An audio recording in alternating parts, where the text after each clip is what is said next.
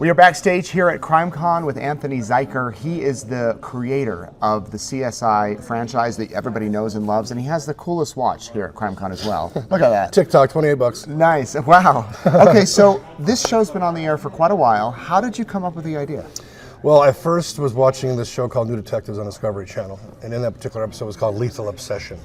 It was a story about Linda Sobek, the Raider cheerleader who was killed by a photographer, and inside that particular episode, they talked about this long blonde hair follicle that was in the headrest where the steel bar was. It moves up and down, and there was a tag cell or a follicle attached, which means that it was yanked out in a struggle.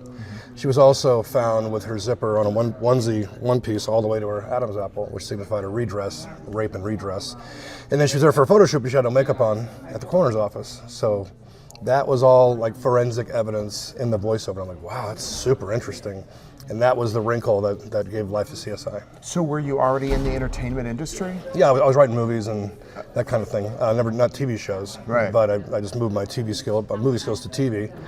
Pitched Jerry Bruckheimer the idea, liked it, went to CBS, they bought it, and it was Friday at 9 o'clock for about 3 weeks. Went to Thursday at 9 for 12 years, and we have 6 children now, 6 CSIs. 6 spin-offs. Yeah. That's incredible, and people still talk about it. In fact, you meet people here and they'll all say, you know, it's the CSI effect, or it's like CSI on TV, or it's not like CSI. They have to speed it up on television. Sure. I mean, did you ever think you'd be behind such a massive thing?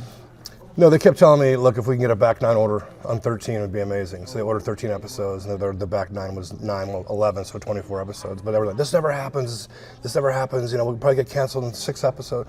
Everybody was pretty down on the fact that it was just impossible to continue.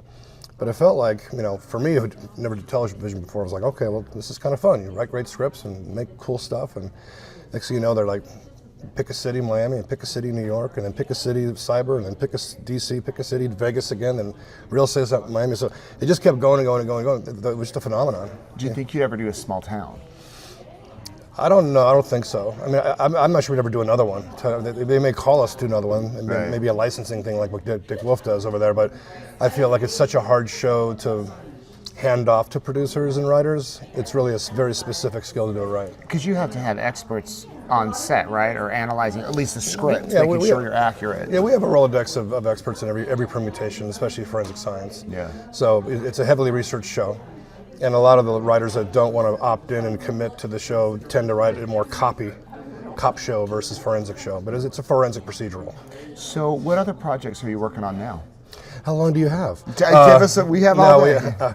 Well, I'm currently juggling 41 projects right 41? now. And three scripted shows. Wow. The one that I could talk about is The Quiet Tenant over at Blumhouse, with Charlize Theron's company, Secret Menu. Yeah. So I'm show running that, and running all 10 episodes of that particular show. And Vixen, which is a show I wrote for Fremantle, we're taking that out next month. So 2 scripted shows, but most of the slate is crime unscripted. Yeah. So today's master class is going to be how to sell.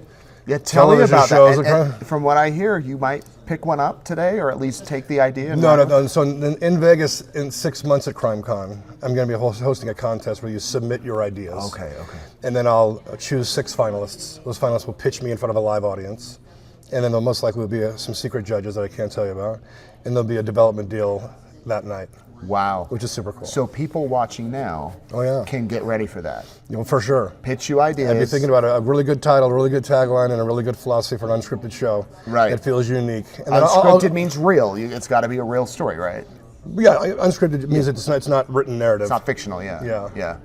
That's exciting. Pretty cool. Yeah, it's going to be neat. What is it about true crime that you think fascinates so many people?